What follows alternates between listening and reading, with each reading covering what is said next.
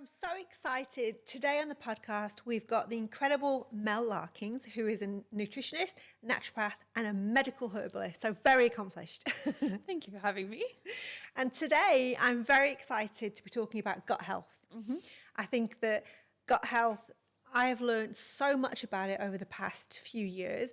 And it was always something I was aware of, but just the enormity of how important the gut is in our overall health and well-being is incredible, right? Yeah, well, it's the foundation of naturopathic medicine for sure, but I also think we still have so much to learn. So it's like, from both worlds. Yeah. Everything that we do basically comes back to the gut when we are working naturopathically, even nutritionally to some extent. But yeah, more and more research every day, which is very exciting. It's incredible, isn't it? When do you think that it started to become more mainstream about gut health? Yeah, I don't even know if it is still. Yeah, I okay. think in the general public, Yeah. There's people who are becoming more interested and, I have patients now who come and they'll be like, my gut's not been good and then I can't get better from this particular virus or whatever. So I think that that's related. So there's like a little bit. Small amount of Yeah, people. but when it Yeah. comes to mainstream medicine, I'm not sure that it's 100% there yet beyond take a probiotic after Yeah. antibiotics, which is, 1/1,000,000th of what you need to do to repair the damage from that. So It's incredible, isn't it? I mean, like you say, there's probably so much more still to come. Definitely. But talk to us first. Like, imagine knowing we're watching this and we don't know about gut health.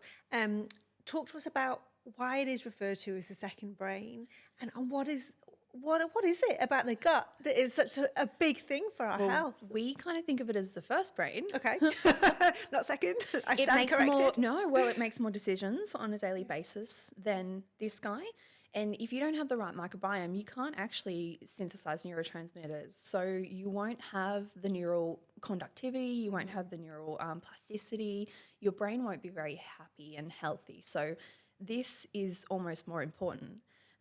When your body is created, your gut, your brain are among the first to kind of, as a fetus get made from scratch. Yeah. So that indicates how important it is as well. And that importance extends across the entire body. It's not just, we think it's like 98% of your immune system. It's also, like I said, mental health. It's hormone synthesis. It's what we eat. If we can't eat food and digest it and break it down and get nutrients out of it, then we're going to die. It's as simple as that. Yeah. So it's important for so many things. Yeah, wow, it's fascinating, isn't it? And, you mentioned at the beginning there, microbiome. Now, a lot of people watching this will go, I don't know what that word is. So can you explain what microbiome When I is? refer to the microbiome, I'm referring to all of the bacteria throughout your digestive system. When we talk about the gut, I think a lot of people think we're talking about the tummy, Yeah. but we're more so talking about all the intestinal space, which has all these little homes for bugs, essentially. There are a multitude of different bugs, up to maybe thousands of different species. Good bugs? Both. Okay. And some good bugs can be bad if there's too much, and some bad bugs can be fine if there's not too much. So, the good and bad thing is also probably simplified. Yeah.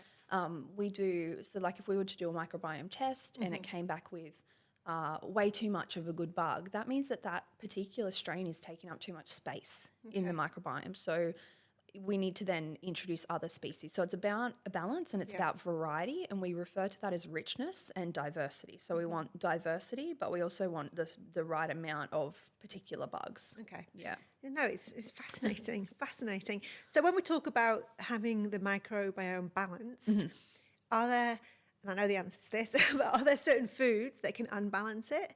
And as well as foods, is it stress, lifestyle, hormones? Absolutely. Talk to us about what unbalances that microbiome, and then afterwards we'll talk about what balances it. Yeah, it can be external for sure. So we refer to exogenous kind of influences. So that's environmental, that's medication, anything coming from the outside world. The air we breathe can kill off some of our microbiome, especially if we have the window down while we're driving and we're getting all that pollution. Where I live in Newcastle, we've got a lot of coal pollution. So, breathing that in, heavy industry kind of pollution can do it too. Yeah, wow. Drugs, alcohol will have an impact. Like, so anything that's coming in, and that includes our food, which can have negative and positive impacts. Yeah. And then we have endogenous kind of stuff. So internal factors that will influence our microbiome, like stress. Stress is probably the biggest. Really? More than food? I think it's ubiquitous stress, right? Because people can control their food to some degree. Some of us can't control stress. I mean, most of us can't control stress. We might be able to control the stressors coming in and out, but the way that our body responds is, to some extent, I think, out of our control. There's lots of things you can do, meditation and all that kind of those tools. But if people have anxiety or depression or, something inherent that's not quite right, then that becomes really hard to control. And you can have both mental stress and physical stress. So the physical stress obviously is even harder to control, and that will have a huge impact on our microbiome. Yeah, wow, it's fascinating. I mean, over the past few years, I have had so much stress. Sorry. Oh my gosh. I laugh because I'm a positive person, but I've had so much stress. And I do find that when I'm under enormous amount of stress, it has such an impact on my health. And even literally last week, I had a really stressful situation with my little boy, and I had this horrific migraine come on within a day or two, which I believe was a stress-related migraine. And I ended up blacking out, knocking my face, getting a big black eye, and you feel that there's those stress factors do have an impact on us, right? And it is incredible. And if you take it back to the microbiome, your microbiome would have been heavily affected, and then your hormonal factors would have been changed. And migraines can come from a range of different reasons, but stress and hormones are among the top two. So things would have been a bit out of balance for you. Yeah, it's crazy. And then when we kind of, I suppose, look at how much stress is in everyone's lives, whether it's through financial, whether it's through work, whether it's through just life, we're all getting more stressed, right? So it's going to have that effect on that microbiome. So what can we do? Freak everyone out. Yeah, no, but it's true. But it is true. Yeah. So what can we do? Because there is, like you said, there's many stresses we cannot control, and our body reacts to them, and our mind probably reacts, worse to stress now than it did when I was younger. Whether that's just because I've kind of reached the point of going no more stress, or whether it's because of my hormones, I don't know. But is there something we can do to strengthen our microbiome so when those stresses are coming at us, that we're more resilient to deal with them, or is it not possible? No, there's heaps you can do. Okay. Heaps. And I always, even with uncontrollable stress, for example, or anxiety or whatever it might be, there's always stuff we can do. It's just a matter of working out, I guess, what works for you. Yeah. So if it's microbiome based, then we would go back to food. Yeah. Basically, we do have probiotics, but they're so varied in quality, and who knows what bugs you need. And many, in fact, aren't available in a probiotic form. So there's some, if I was going to do a microbiome testing on someone and they came back with really low, there's a bug called Akkermansia, we don't have that in a pill. Yeah. We need to feed that bug the food it needs to be strong. Yeah. What is the food for this one? Dragon fruit, red dragon fruit. Oh, okay. Cacao, raw cacao. So interesting. Yeah, and what those bugs need is a specific type of fibre. They need lots of things, but in particular, they need a specific type of fibre called a polyphenol, and you will not get any polyphenol from something like a psyllium husk. Okay. 0. You can eat 3 kilos of psyllium husk, and your bowels will probably be not that happy. But it's not going to give you any polyphenols. So we're looking for those brightly coloured or dark coloured. Red capsicum, dragon fruit, those beautiful plant foods, mainly plant foods. So when you hear eat the rainbow, it's very much along those kind of... Absolutely, yeah. Wow. And different bugs need different things, and we are at like the very precipice of knowing anything about this. Yeah. It's just the beginning. Yeah. So obviously, as you mentioned, you can go and get tested to have your microbiome tested, but for a lot of people, either they can't do that, they can't afford to do that. Yeah. So would you advise the best thing is just to eat that rainbow diet, eat as many of those nutrient-rich foods as possible so that you're basically preventing anything from happening in the first place? Not everybody, or I should, just say not everybody, like as a disclaimer, needs to get their microbiome testing. Yeah. You can for sure, but it's not something that you have to go out and worry about and, try and get done. The cost of it is coming down. So instead of thousands of dollars, it's a couple of hundred now, which is awesome. And where do you get it tested? Out of interest, I'm going to Naturopath. get mine for sure. You get a good Yeah. naturopath and Yeah. or a nutritionist, you go and see them because you then need someone to interpret it Yeah. because you can get that pages of Yes. stuff and just be like, what does this Makes mean? no sense. Yeah. And that takes us some Yeah. education, like from, Yeah. we don't come out of naturopathy learning, like knowing how to do that. Yeah. That's taken time Yeah. in our careers to do that as well, and extra learning and, blah, blah, blah. And we'll probably have to continue because it's always changing. So, fascinating. yes, you don't all need to go and get tested. You definitely can include all those beautiful fruits and veg and all that kind of stuff. And we advise you to aim for around 40 different coloured fruit and veg per week. It's a lot, isn't it? It's a lot. Yeah. But you also don't want to go and do that tomorrow Yeah. because you won't be well. And is that 40 different ones, like different types? Yeah. See, a carrot, you can't eat a carrot 4 times and go, that's 4. No.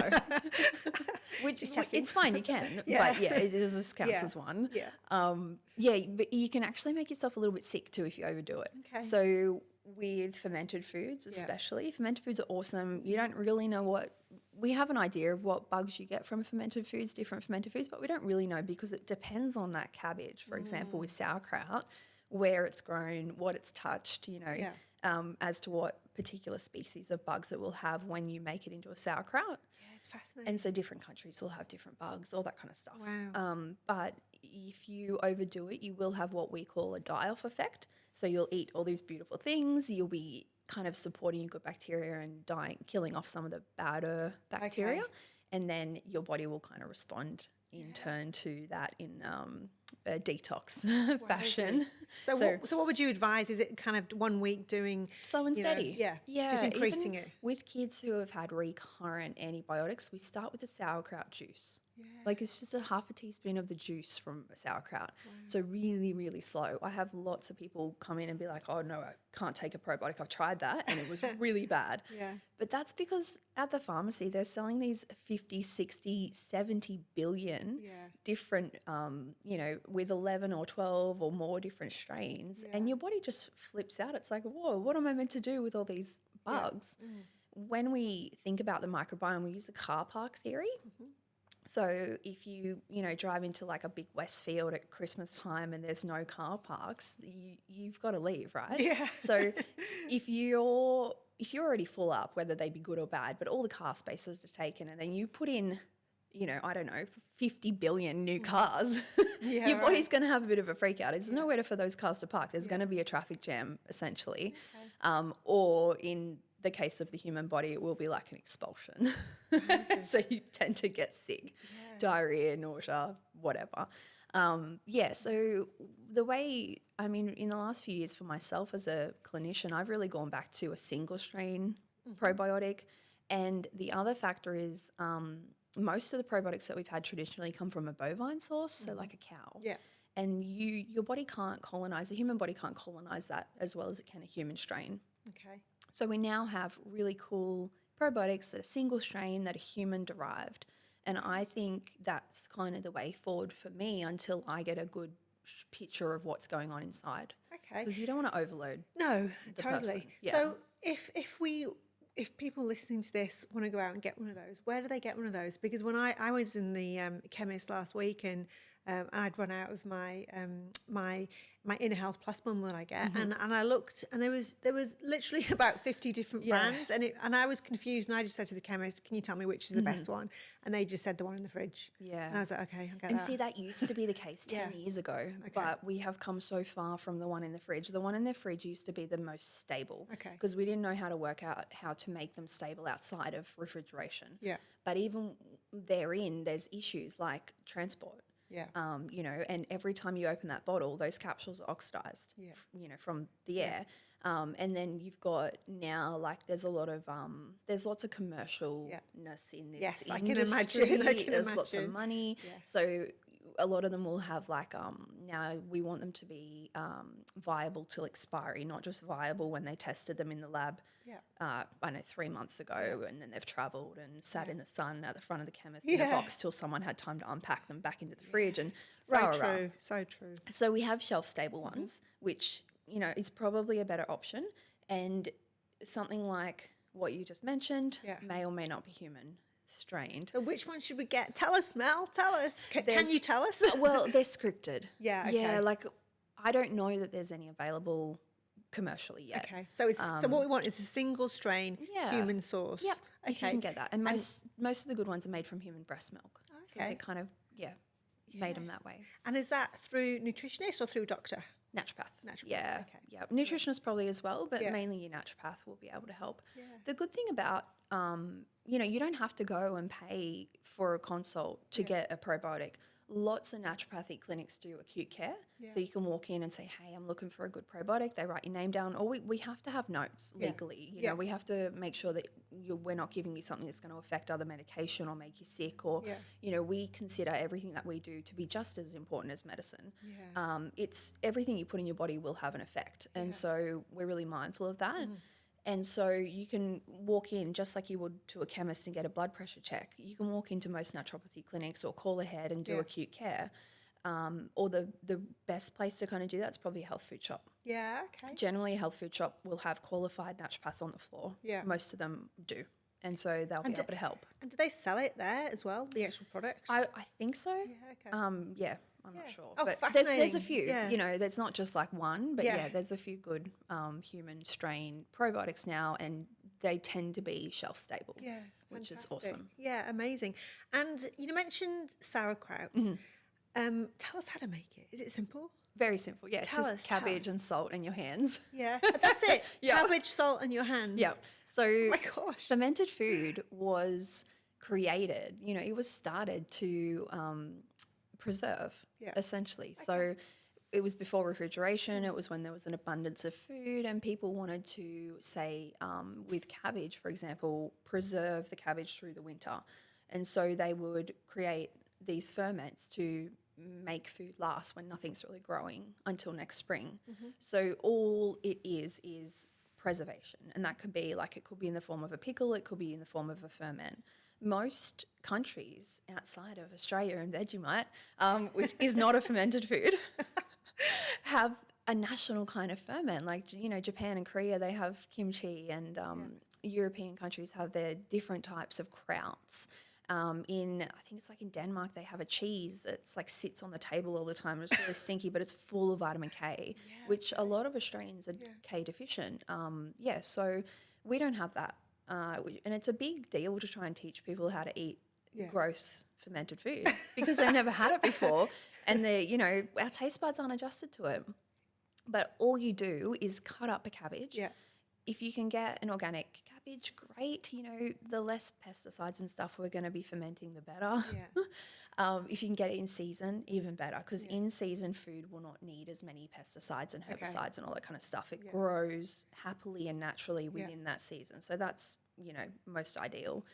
And then all you do is mash, you know, put a bit of salt on your cabbage and start to massage it.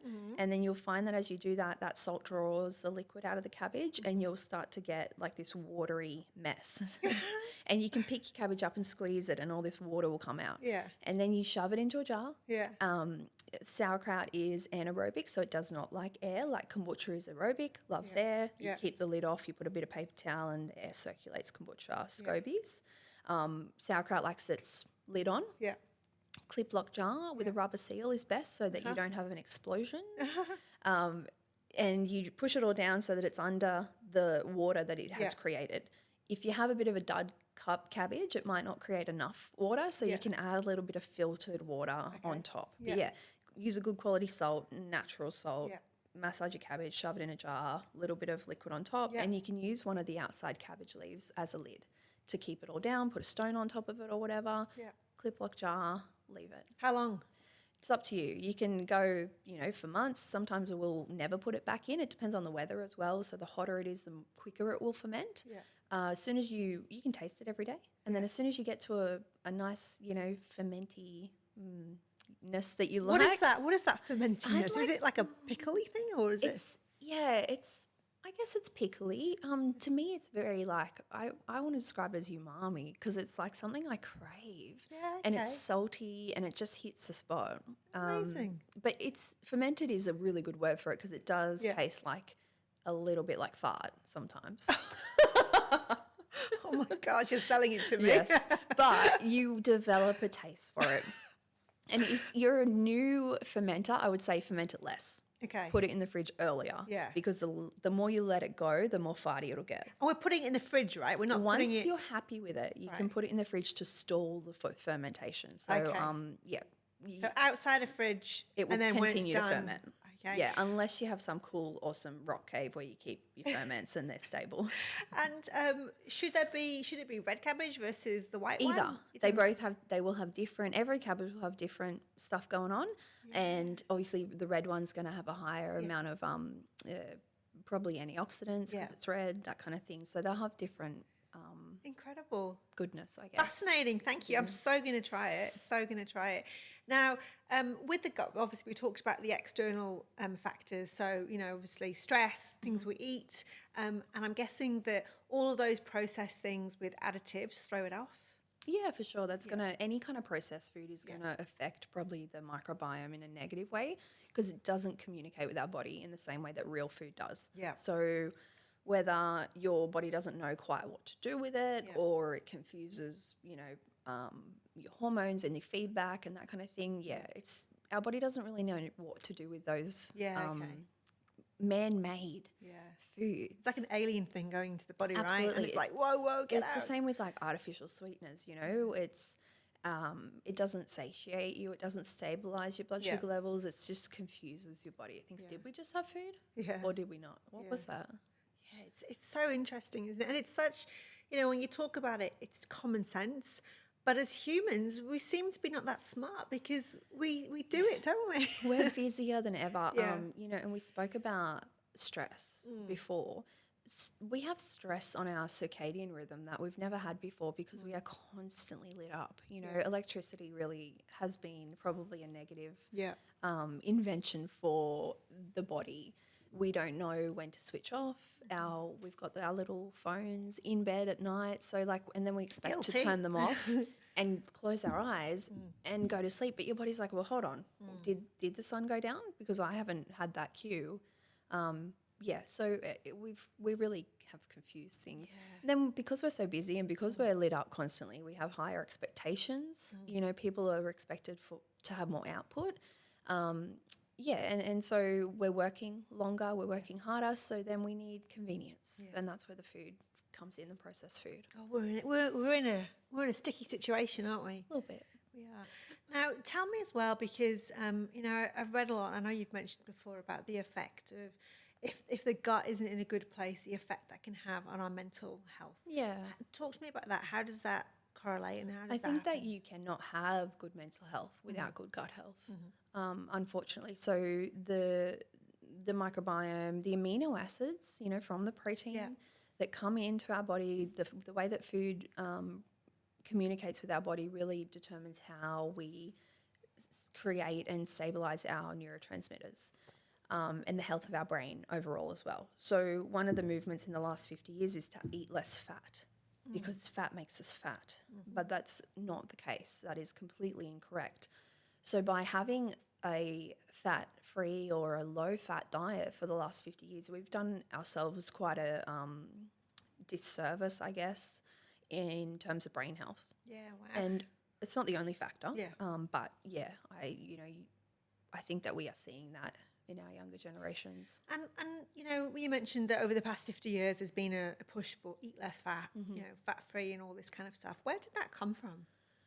I think it came from industry. Yeah, okay. Yeah, I think As in a marketing thing, as in Yeah. like we're gonna create a problem that needs solving that There isn't a may problem. have been a belief because it is logical to think that fat would make you fat, and there may have been that belief to start with. I don't know, in food culture and diet culture, and diet culture is something that we could do a whole thing on its own because diet culture is it's been created. Like if you look up diet in the dictionary, it doesn't say anything about weight. It's about food. Yeah. So diet culture has been created by, people trying to make money generally, and that has equated to I guess where we're at now with Yeah, wow. the beliefs in food, and our It's food unbelievable. culture. So with if you're seeing a patient who is either struggling mentally, do you often go back straight? Let's look at the gut and see what's going on. Always. Yeah, nearly always. So if we have someone with anxiety or depression or PTSD or anything like that, yes, there will be things that have occurred that have maybe triggered that. Yeah. There could be a genetic factor in terms of they're wired that way to some degree, but generally we can, I guess, enhance the brain health, the health of the brain, and provide the nutrients that are needed to create the neurotransmitters in a more balanced way. And we can do that with medication. We can do that with herbs. We can do that with food. We can do that with all of them as well. Lots of my patients are on medication, and that's okay as well. Yeah. Some people need that bit of extra support. Yeah. So yeah, we can definitely do it. And nutrition's something that as a naturopath you always do. It's not like I do nutrition on the first appointment and never talk about it again, or I do it on the second appointment, that's when I do nutrition. It's just organic. Yeah. It nearly always comes up, and people will people will always tell you what they're eating. Yeah. The thing with a naturopath is you spend time with someone. Yeah. That's the biggest difference between me and a doctor. Yeah. Because I've done the same. I feel like I've done the same amount, quantity of Yeah, study in a different thing. But we study pharmaceuticals and everything like that as well. But I think that the biggest difference is the time factor that you spend with people. Yeah. It's fascinating. Now, what I would love to talk to you about is that obviously Sing Wellbeing, we're a huge fan of food as medicine, and that's why we're working with you so closely.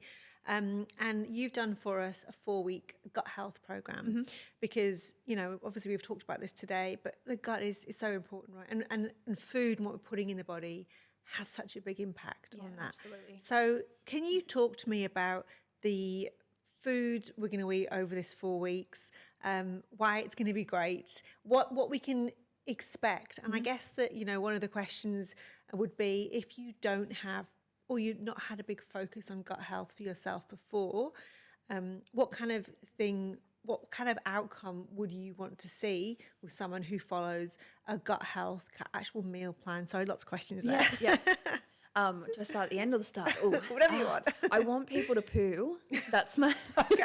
That's every single appointment. I'm talking about poo. Yeah. So that kind of is a really good indication of gut health. Do you poo every day? Okay. How many times do you poo? If you poo more than once, how many times is it? Because really once, maybe twice is plenty. Yeah. But then what is that poo like? Can we have a look at it? Is it sausage? Is it the kangaroo poo? Is it, has it got mucus? Has it got blood? Just as a side note, I'm sending everyone on if you're over 25, I'm now sending you for a bowel kit because of the incidence of bowel cancer in our 30s in young people. Wow. So we really should be concentrating on the poo to tell us what our gut and our overall health is like. Can you see undigested food in that poo? Is it brown or is it green? I have seen green poos. And that's a really good sign that your liver's got something going on. Okay. So poo is what we want to be looking at for 4 weeks. Apart from the awesome food we're going to be eating, but we want to see what it's doing and how it's coming out, because that's just as important as it going in. We're focused on gut symptoms as well. So I don't really believe in IBS. Controversial, I know, but I think it's fixable. I think it's some kind of root cause that we can fix. That's just it just doesn't have a medication. So that's why it's become this syndrome. Yeah. So is there bloating? Is there pain? Is it worse for the period or the different parts of the cycle for women? Are there headaches? All these things can relate back to the gut. Okay. Pain, inflammation. So over this 4 weeks, if we follow the meal plan, we can expect to kind of, if you've got, periods which are tough, you're going to get better energy, health, mental wellness as well. Definitely. I think reducing inflammation Yeah. overall systemically Okay. with good quality food can help with all of that. Down to like period pain itself, we as naturopaths we never think that the period should be painful. Yeah. That bleed should not be painful unless there's some kind of Yeah. disorder that we need to Yeah. address.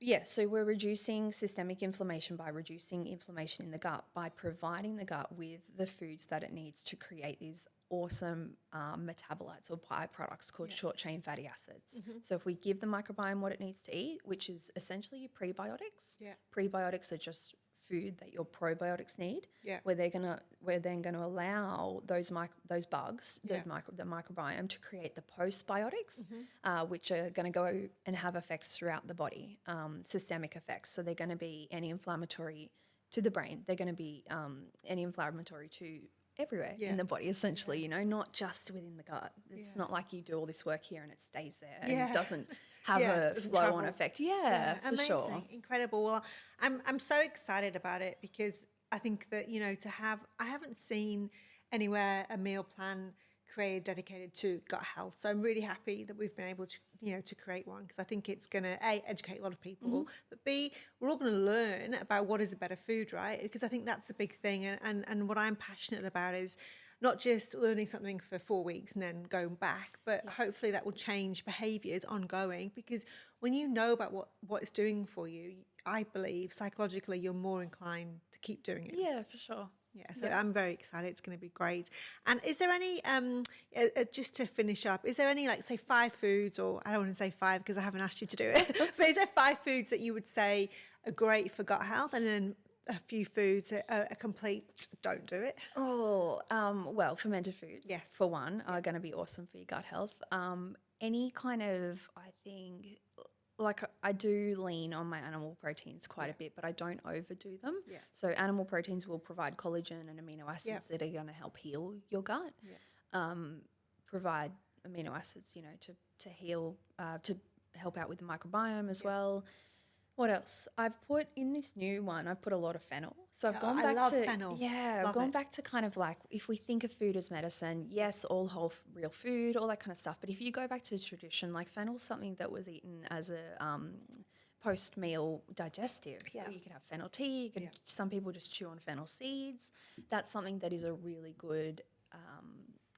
We use it medicinally in like a tonic, when we make up little herbal tinctures. We use fennel to stop stagnation. So it moves the food through, not that you're going to poo yourself, but just that it moves it through so that it doesn't sit and stagnate. And then what often happens with stagnation is bloating. Yeah. So we're looking to prevent that. So if you don't like fennel, there's a lot of fennel. Can we swap something? Because I love fennel. But like, I have friends that come over and I always put it in everything. And they go, oh God, she's got the fennel everywhere. And I'm like, I love it. It's so good. Any herbs and spices are going to help, really. Like turmeric, lots. The thing with Indian cooking and that vegetarian kind of space is if you put lots of herbs and spices in, it's going to help with digestion. And when some Westerners eat lots of vegetarian food, legumes and stuff like that, they do get a lot of bloating. It's because we aren't as good at digesting or we don't know how to team those foods as well. Right. So lots of spices. I've got chili, I've got turmeric, I've got loads of ginger, which I is love your ginger, favorite. my favorite. Yeah. Lots of chamomile and I'm I've excited. put in things like grapefruit and, fantastic. papaya. Things that have natural enzymes to help you digest. So if someone doesn't like fennel, Yeah. is there something they can swap it for? You can swap. I mean, you can swap it for any vegetable, really, any but vegetable. it may not have the same digestive assistance. Yeah. But veggies are all going to provide those polyphenols that are going to feed the microbiome. Yeah. So they all have different benefits, I guess. Yeah. If you want a digestive food to swap for fennel, maybe you look at the papaya, which isn't going to be as savoury. Yeah. What else? We've got pineapple. Yeah, all those the bromelains and the enzymes in there. Or add your spices and things like that. Great. Yeah, Fantastic. And from a, because I love fennel and pineapple equally, is either one of them better for digestion? Well, they just do different things. Yeah, So it's like your fermented foods all have different bacterias. Yeah, different foods will help you out with different parts because we have multiple different enzymes, you know, not just the bacteria. We also have our acid coming in, which is a component of this digestive system. So there's lots of different things that we want to be supporting, I guess. Yeah, fantastic. And is there any kind of top foods that you just go, just don't, just don't? Avoid? Yeah. Yeah, probably refined. Yeah. And that can be refined carbohydrates for sure. Like anything in a packet, I'd probably look to avoid. Any numbers, definitely your seed oils aren't great. But, you know, we spoke before about how food communicates with the body. So if it's not a real food, if you kind of turn it over and don't recognize the word, or it's got heaps of numbers, or yeah, you're just not really sure how it got in that packet. Like what happened to it? What Even, happened? you know, I would recommend that everyone go and Google how margarine is made. Yeah. Because that video is Awful, disgusting. isn't it? Yeah, I've seen that video. It's awful. Margarine's the worst. Yeah, it's like grey sludge, and then we add colour to it. And so, yeah, we don't want to be eating those things that really don't resemble food anymore. They're not going to communicate with our gut very well. Yeah, amazing. Well, I found this absolutely fascinating. Oh, good. I love it. And I think that for, you know, so many women, as well as men who probably watch this, it's just fascinating about the body, the gut, and how that kind of talks to the rest of the body, and how it is in our control to make better, right? And I think it's all about choices, right? And we were talking before about, you know, just educating yourself, even from just reading labels to see, because if we put something artificial in the body doesn't recognize it, and then it causes lots of problems. Yeah, it can do, Yeah, on a superficial level. My explanation. But no, it's been amazing. Thank you so much. Been incredible, and I can't wait to my pleasure. to do the gut health meal plan. I think it's going to be amazing. Awesome. Thank you, Mel. Thanks.